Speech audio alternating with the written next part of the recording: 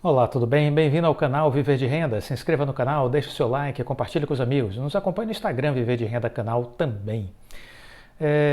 Uma matéria do Estadão e Investidor, que é uma seção do Estado de São Paulo, do seu portal digital, teve o seguinte anúncio.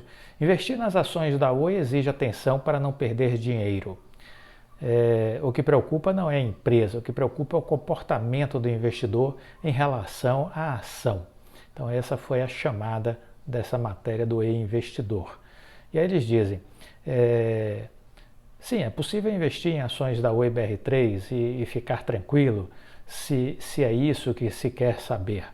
É, Tem pessoas que, como a pessoa que escreve o artigo lá do E-Investidor, que diz assim, eu tenho um preço médio aí na casa de 90 centavos e amargo, obviamente, uma desvalorização. Para reduzir a dor, penso que quem comprou o Magazine Luiza, na máxima, viu seu capital reduzir 90% em poucos meses. Não é tão ruim que não possa ficar pior. Brincadeiras à parte, as últimas notícias em relação à Oi foram as piores possíveis, disse a pessoa aqui da matéria, né? A multa da Anatel veio mais alta do que o previsto, o desconto menor do que o que se imaginava, o balanço mais uma vez tinha sido adiado, a prévia dos resultados operacionais já demonstra que a situação ainda está ruim. Porém, uma grande notícia que poucos investidores se atentaram foi a chegada do novo presidente Eugênio Shinavital. Para quem não sabe, ele foi o fundador da GVT, mais tarde vendida para a Telefônica por 9 bilhões de dólares, né? Cerca aí de 45 bilhões de reais, pouco mais de 45 bilhões de reais pelo câmbio de hoje, né? Mais tarde ainda presidiu a Vivo, a TIM, na Itália. Sem dúvida, o executivo muito competente neste segmento de telecom. Mas o que preocupa não é a empresa. O que preocupa, ao meu ver, é o comportamento do investidor em relação à ação. Quando eu, no meu canal, questiono o percentual de investidores, quanto eles estão aportando, eu vejo números como 30%, 50%, muitos até dizem 100% de alocados em Oi. Isso não é investimento, isso é aposta. Brincadeira de cassino. Se você acha que isso é normal, basta responder a seguinte pergunta: quantas pessoas você conhece que enriqueceram porque acertaram a grande ação ou a super cripto que valorizou 1000%? Vale a pena investir só porque uma ação está barata? Isso também me preocupa. Muitos acham que porque ela está próximo de 50 centavos, ela está barata. Não entende que investir 10 mil em Oi ou em Petrobras, numericamente falando, é a mesma coisa, independentemente de quanto está o valor unitário de cada ativo. Mas o investidor não enxerga isso. É o mesmo que comparar o que pesa mais, 1 quilo de ferro ou 1 quilo de pena. Ambos pesam 1 quilo, mas não parece. Quando se trata de investimentos, precisamos olhar o total investido, quanto este representa percentualmente em relação ao patrimônio que nós temos e qual o risco que você está correndo, né? E aí ele destacou esses pontos, né? O que eu poderia dizer, né, a respeito de conteúdos desta natureza? Todos os conteúdos, eles são, vamos dizer assim, relevantes para que a gente os leia e tire o que for possível de melhor de cada um deles. O mais importante, ele abordou aqui alguns pontos que eu tenho opiniões muito próprias, né? Então, essa questão do percentual alocado em um ativo, que percentual é esse? Varia de pessoa para pessoa, varia de estratégia para estratégia, né? O que eu diria que é mais importante é você estar convencido da sua estratégia. Mas lembre-se, por mais que você esteja convencido da sua estratégia, você corre algum risco de algo não dar certo. Essa possibilidade ela existe em qualquer coisa. Algo pode dar errado, né? Algo pode dar errado. Por isso, nós não devemos alocar 100% dos nossos recursos em uma única empresa. Ponto. Essa é a minha tese. Respeito a de cada um. A pessoa diz, eu tenho pouco dinheiro, eu vou investir os meus 100% do que eu tenho, que é pouco, numa empresa que talvez seja a grande virada da minha vida. Eu vou entender isso. Vou entender. Porque pode ser que isso venha a acontecer. Então a pessoa não está totalmente equivocada em pensar desse jeito. Eu não sou um juiz para dizer, ó, você está errado. Não, não existe isso. Não existe certo e errado. O que é importante é você adotar a estratégia que vai lhe deixar dormir feliz. E que se algo der errado, você estava ciente dos riscos que estava correndo. E tudo bem. E tudo bem. Aí está tranquilo. Agora, se você fez um movimento de risco, concentrou todo o seu recurso em um único ativo, e se algo der errado, você vai entrar em desespero, então realmente estava tudo errado. A começar pela sua decisão. Não é? A começar pela sua decisão. Então, de novo, qual a estratégia correta? Qual a estratégia correta? Aquela que lhe deixa dormir em paz, tranquilo, sem ter uma ruga de preocupação. Pronto. Essa é a estratégia correta. Quanto eu devo investir em uma única empresa? Olha, eu aconselho que as pessoas não investam 100% em uma única empresa. Agora, a depender do momento, da circunstância, do que você está enxergando, você pode ter 10%, 20%, 30%, 40%, 50%. Pode. Não tem problema nenhum. Não vejo problema. Ah, isso é um absurdo. Olha, cada um sabe onde o seu calo aperta. Por que você vai dizer que isso é um absurdo para mim? Eu sei o que eu estou fazendo?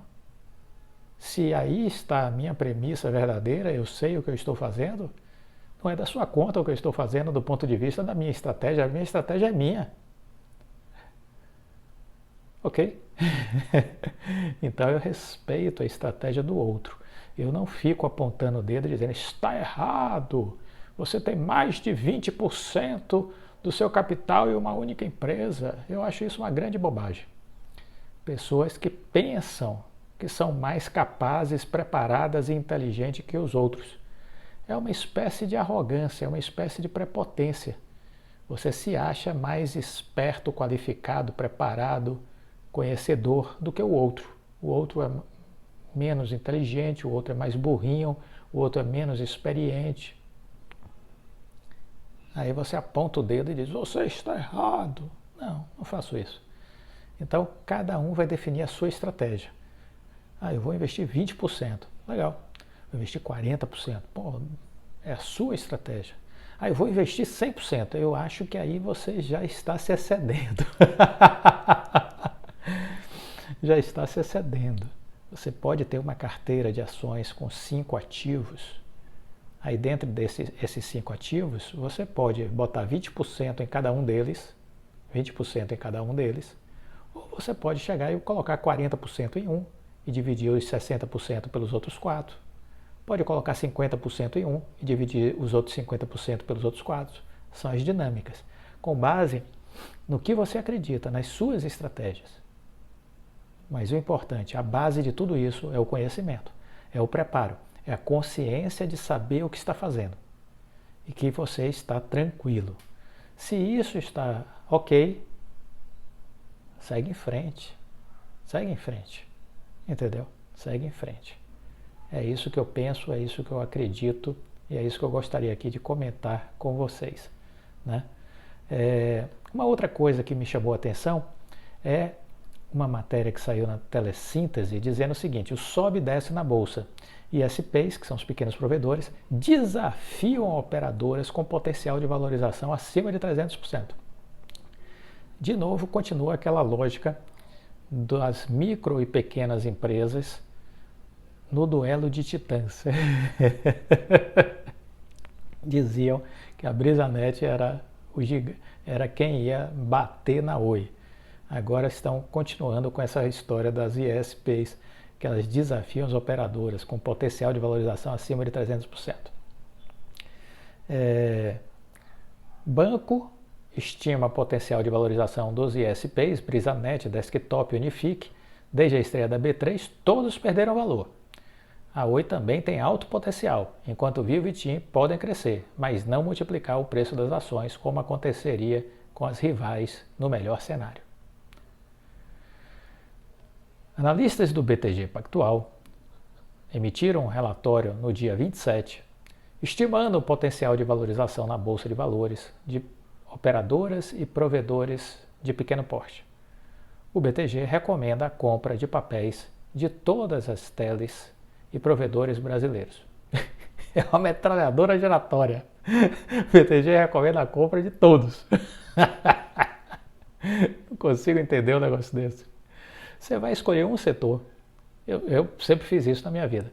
Então, se eu vou investir em telecom, eu vou escolher uma empresa do setor e não duas. Uma só. Não duas. Se eu vou investir em petróleo, eu vou escolher uma empresa do setor, não duas. Uma. Se eu vou escolher varejo, eu vou escolher uma empresa do setor, não duas. Por que, Cláudio, você faz isso? Porque o movimento do varejo, o movimento do petróleo, o movimento do setor de energia, o movimento do setor de telecom, ele vai acontecer numa mesma onda. E todas vão surfar essa onda. Eu vou tentar identificar qual é o campeão da bateria.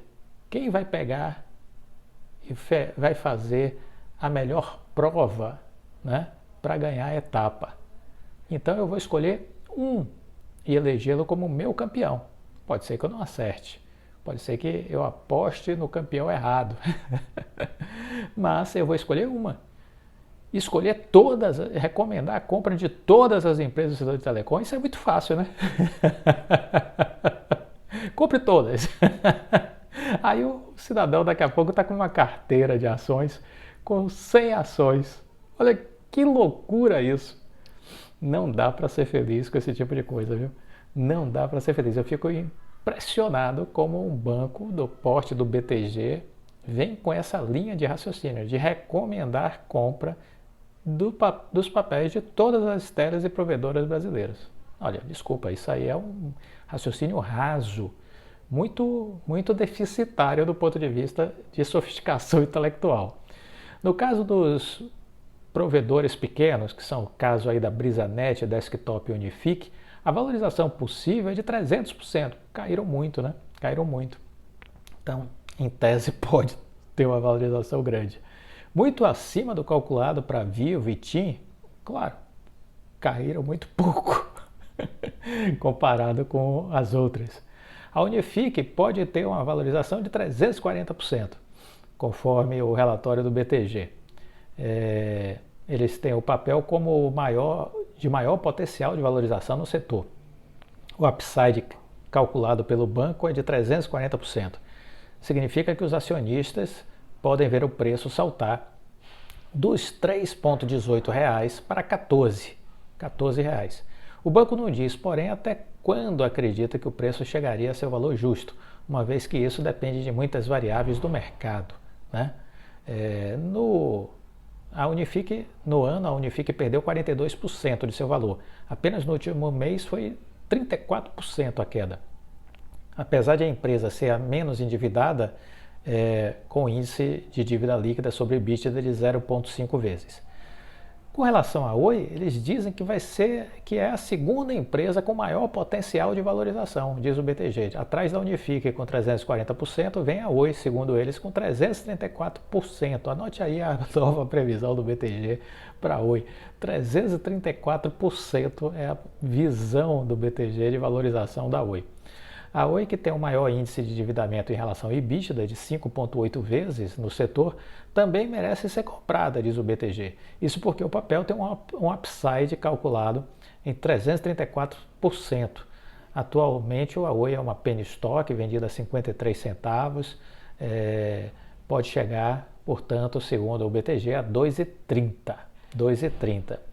Apesar de recomendar a compra por causa do potencial de ganho, os analistas do BTG observam que as notícias recentes não foram positivas para a empresa e por isso ela sofreu aí forte oscilação. No ano já caiu 24%.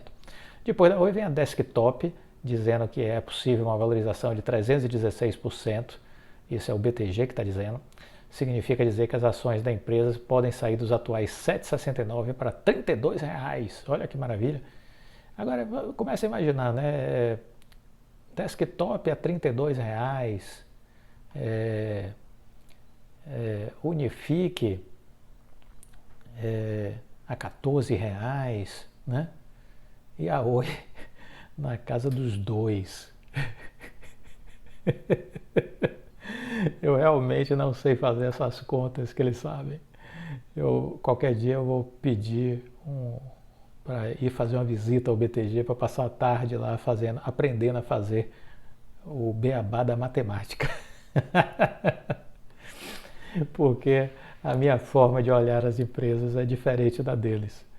E eu devo estar muito errado, porque é óbvio, né? No BTG, aí as mentes mais brilhantes do mercado financeiro, né? Não é possível que eles façam contas vamos dizer assim, menos óbvias do que a minha, né? Então as minhas é que estão erradas, as deles estão certas, com certeza. Eu não, já estou ficando convencido. Com relação à TIM, eles dizem que tem um potencial de valorização de 59%, a Vivo eles falam em 37%, e a Claro eles falam aí com a América Móvil um potencial de 19%. Então são aí algumas análises que o BTG fez em relação, mas fica essa referência aí para a Oi, né, de uma alta que eles estão colocando de 334% para o papel ir lá para casa dos 2,30 como preço justo. Será que chega nos 2,30 e será que é justo? Perguntas que o tempo irá nos ajudar a responder. Perguntas que o tempo irá nos ajudar a responder, né? Eu quero concluir esse vídeo com uma reflexão que eu achei muito boa do Howard Marks. Howard Marks é um bilionário norte-americano, né? Ele tem um fundo de investimentos que é super conceituado lá nos Estados Unidos. Ele é o cofundador da Oaktree e ele deu uma recente entrevista que foi muito interessante.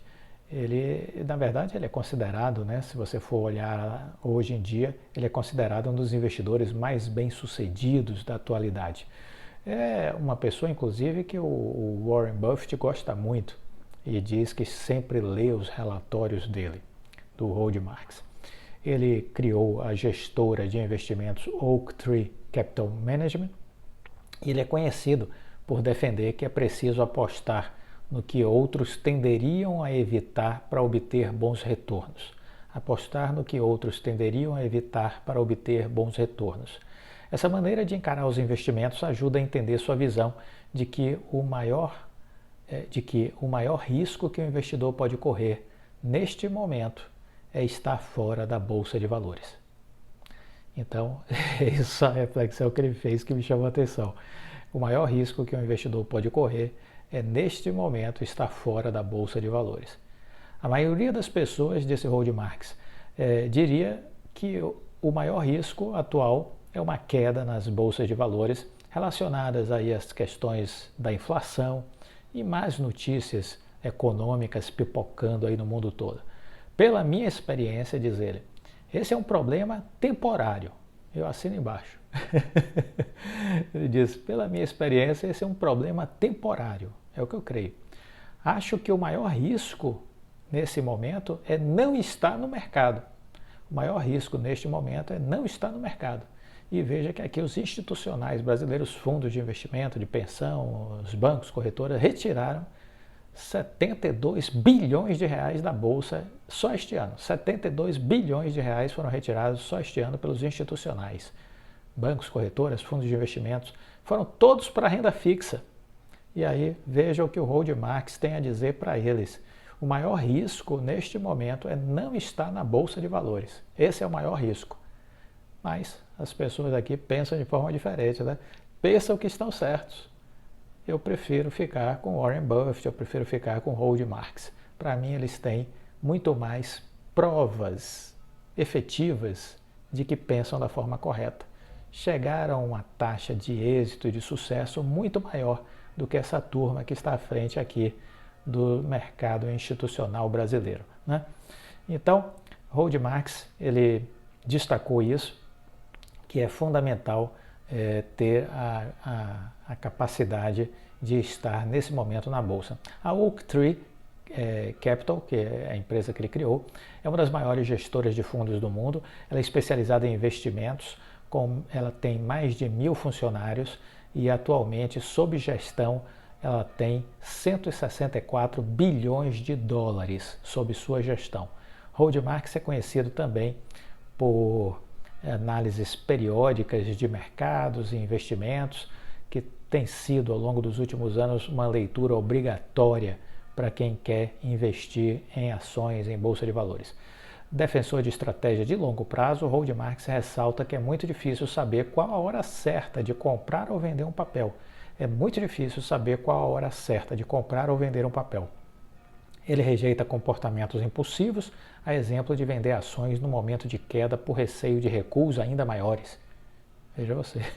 Ele rejeita comportamentos impulsivos, a exemplo de vender ações no momento de queda por receio de recuos ainda maiores.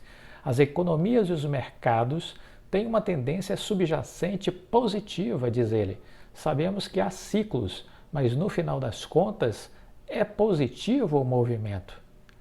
Para ilustrar, Howard Marks lembra que o índice S&P 500, que reúne as principais empresas negociadas em Nova York, avançou em média 10% ao ano em 90 anos. 10% ao ano em 90 anos, em média. A valorização não foi constante, houve altas e baixos. Em 10 anos, por exemplo, os maiores ganhos podem ter ocorrido em 20 dias. Em 20 dias. Se você ficar entrando e saindo e ficar um tempo fora da bolsa, pode perder estes 20 dias. Maravilhoso esse pensamento, né? Se você ficar entrando e saindo e ficar um tempo fora da bolsa, pode perder estes 20 dias. Ninguém sabe quando eles vão acontecer. Se você ficar um longo tempo parado num ponto de ônibus, vai conseguir pegar o ônibus. Mas se você ficar pulando de ponto em ponto, pode ser que não pegue nenhum ônibus. Perceberam? Raciocínio. E ele recorre frequentemente a essas metáforas, né, para mostrar a força das suas ideias. Para Marx, só nos extremos é possível ter uma visão mais clara sobre os rumos do mercado. Em sua avaliação, o momento não é de extremos. Apesar das quedas nas bolsas em 2022, apesar da inflação e do aumento dos juros. Com a retirada dos estímulos da economia norte-americana, por conta da pandemia, saíram de cena os excessos óbvios, segundo Marx, que fizeram a bolsa ter forte valorização em 2021. Ele acredita que a pandemia,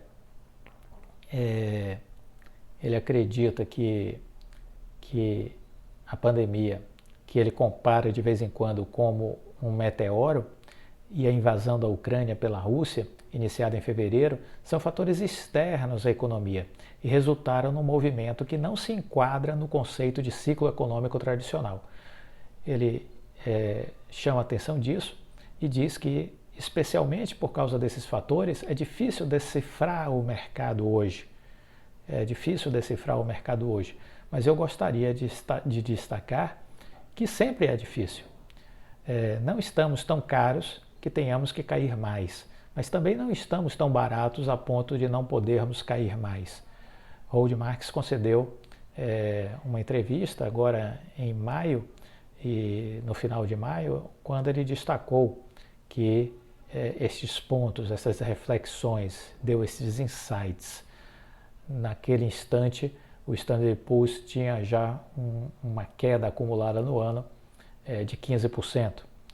E ele disse o seguinte: olha, tenham uma postura normal em relação à bolsa, nem sejam defensivos demais, nem agressivos demais.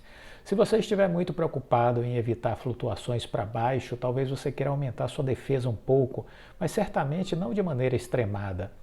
Na mesma linha, ele diz que a abordagem da Oaktree é neutra. Nós investimos todos os dias, mas sempre incluímos um elemento de defesa no que fazemos, porque procuramos o que chamamos de margem de segurança. Isso não quer dizer que não existam boas opções nas bolsas, mas é importante procurar as melhores oportunidades, as liquidações, as pechinchas, papéis a preços baixos com possibilidades de bons retornos. Comparado a 3 meses atrás, algumas coisas foram colocadas em liquidação. eu sempre digo isso aqui, nas correções, grandes oportunidades. Sempre em grandes correções, fiz os meus melhores ralis de alta. Sempre em grandes correções, fiz os meus melhores ralis de alta. Comprei Petrobras certa feita a 4,80 e vendi ela a 22,60, 22,70, certo? Percebe aí a variação? Isso em curto espaço de tempo, curto espaço de tempo. Eletrobras eu dobrei o capital, Vale, teve uma época que eu peguei um rally também, onde ela multiplicou em 3 vezes o meu resultado, né? Na época da pandemia, comprei Magazine Luiza e ela saiu de 30 e foi para saiu de 60 e foi para 126, né? Foi para 126. Comprei Azul a 20 e poucos, a 16, 17 reais, não me falha a memória agora, mas fui com ela até a faixa dos 40 e poucos reais, 46, 47, por aí, né? Então são os grandes momentos. Pegando da pandemia para cá, PetroRio foi um espetáculo do crescimento em minhas mãos, né? Então as melhores oportunidades nas correções, As pessoas desse Hold Marks ficam animadas quando as coisas vão bem, quando os preços estão altos e vão comprando, e depois ficam deprimidas quando as coisas vão mal e vendem a preços baixos, o que é o oposto do que você deveria fazer. É o oposto, diz ele. Então, é muito importante a gente ouvir uma pessoa como o Hold Marks, né? Porque ele nos traz aí uma lógica reversa do sentimento e da atitude natural da grande maioria dos investidores, em especial da Bolsa Brasileira. Ele nos mostra que o que nós temos que fazer é o inverso do que normalmente é feito. Reflita sobre isso. Se você gostou do vídeo, deixe o seu like, compartilhe com os amigos, fica com Deus e até a próxima. Tchau!